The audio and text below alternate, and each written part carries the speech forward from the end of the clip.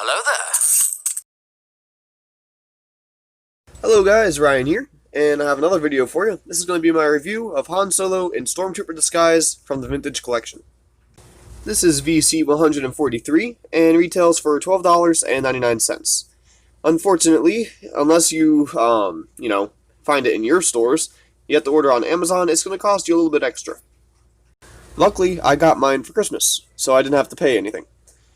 And I just have to say right off the bat here that this is hands down probably the best Star Wars action figure in a long time.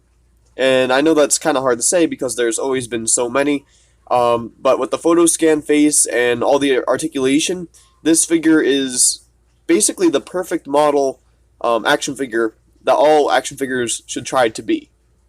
The photo scanning definitely helps when it comes to capturing likeness, because this is basically a replica. I also have Han Solo from Echo Base here, the VC3, and he doesn't look quite like Harrison Ford as much as this one.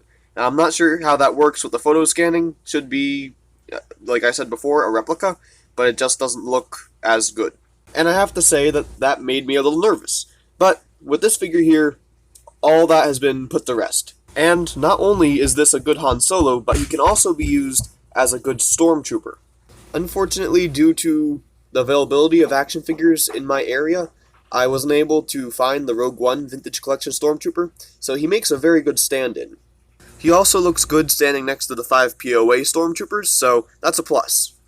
So when it comes to rating this figure on aesthetics, I have to give him a 10 out of 10. That being said, let's move on to articulation. Han's shoulders, elbows, his legs and knees, as well as his ankles are all on ball hinges. And they all have a very good range of motion.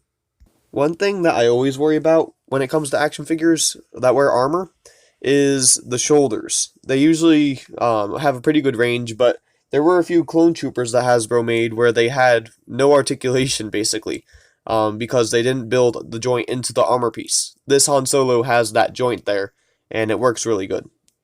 He also has this ball joint in the middle of his stomach, and that helps and looks a lot more natural than being able to turn at the waist, because if you look at, humans, we don't really do that.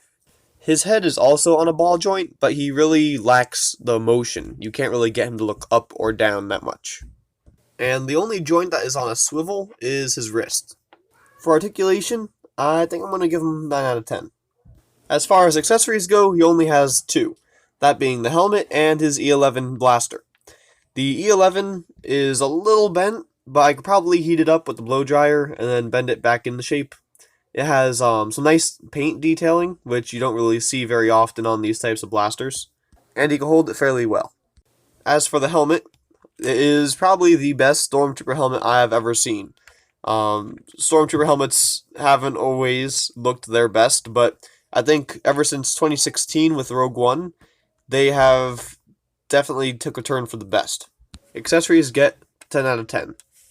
And I've heard a few people complain that, they don't really have a lot of accessories in the Vintage Collection, but the thing is, what else does he really need?